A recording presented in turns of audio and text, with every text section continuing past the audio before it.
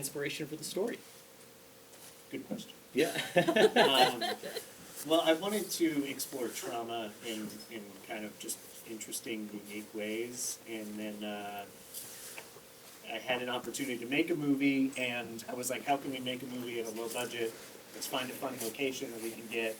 And Tara, who plays the lead, and her husband Jordan, they now live on that property where we shot. Oh, no way. In New Hampshire. So we Hopefully basically art just, is not imitating life, or yeah. Hopefully. Yeah. It didn't seem like it was Yeah. last time we were there. But we just devised a storyline around certain themes and styles I wanted to explore around the location itself. Gotcha. Yeah. So a bit of reverse engineering in that sense. A bit of it, Yes. yeah. We also had to pitch. There was a gentleman who hired me as a producer on a different project, who's the main investor in this, who wanted to do a micro-budget horror movie, and I essentially pitched him ideas, and this is the one he kind of Bit on. stuck to. Yeah. Yeah. Nice. So you shot in New Hampshire. Okay.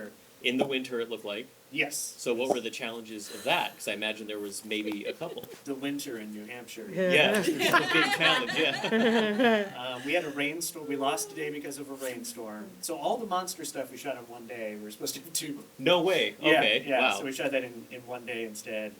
And then the day Kara worked, it was snowing, which was beautiful. It's what we wanted on camera. Yeah. But she and Tara are in like Sweats. Yeah. Well, Or I you're wish in a I was in nightgown. sweats. Yeah. I was in a dress. Fair enough, yes. A linen dress. So, and it was like it was far colder than it freezing. even looked. Yeah. It was so cold. So those were the big challenges. Okay. Yeah. Nice. Yeah. So you brought up the monster. I think that's one thing I really appreciated. I won't name names, but I was watching a very popular television show recently, and I was just so taken out by how much aggressive CGI I felt there was, especially for monsters. Yeah. And you created something real, and it makes such a difference, because when that thing, the first kind of claw that comes around the tree, exactly what you just did, Yeah. that's the vibe, yeah.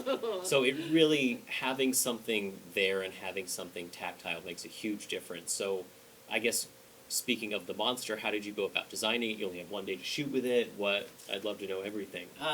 Everything was just budget constraints and Sure. trying to be as creative as we could with what we were limited with. So the mask is from a place called Immortal Masks, which I was working on a different project that has yet to happen, unfortunately, where we were going to work with them on a bunch of different cool things.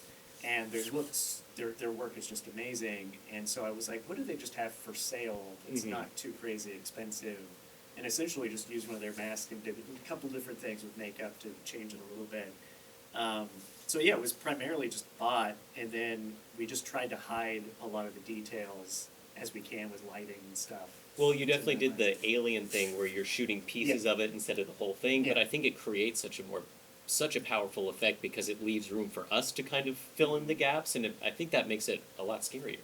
I think so too, and that was both not just because of the constraints of the budget, but also that's what I wanted to do. Like if Right. I even had more money, I would probably do it in a similar way. Yeah. Yeah. Yeah, it definitely adds a lot. And so I guess what were the biggest changes? Because you wrote this, you directed it. Did you edit it? No, Okay, no, I didn't. but from the script phase to the shooting phase to the post phase, were there any kind of big changes, things you kind of steered around or towards, or? Honestly, no. There were not a lot of big changes. Yeah, there just weren't.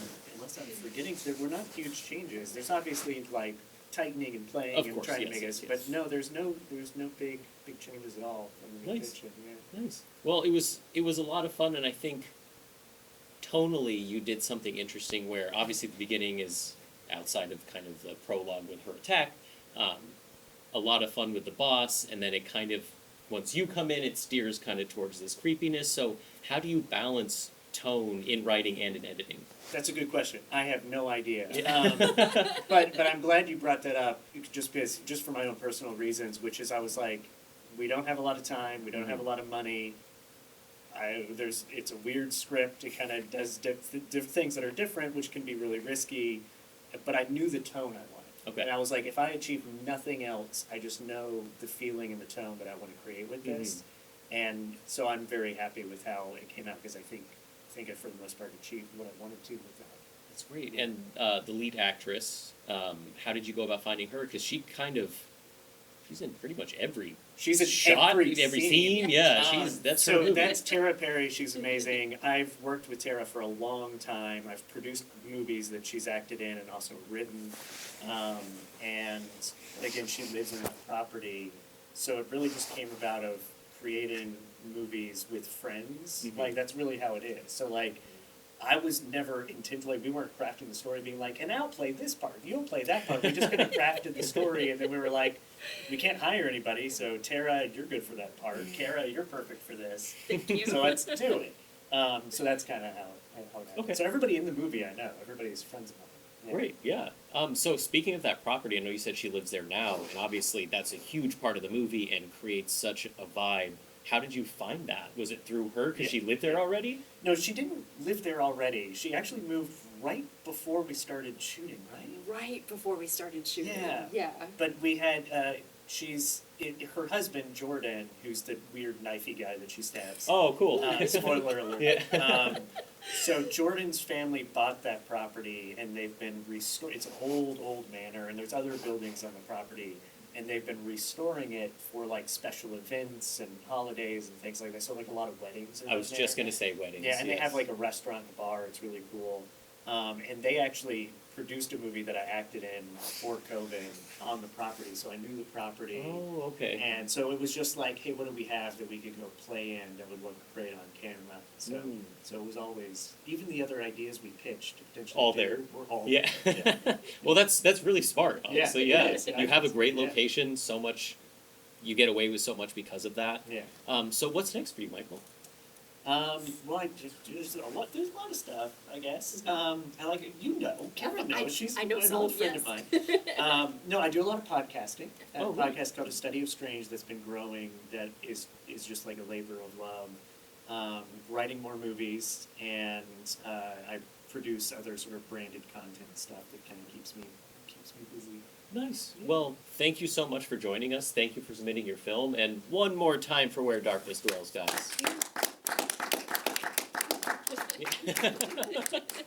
Well, Michael, thank you so much. Yeah, thank you. Yeah.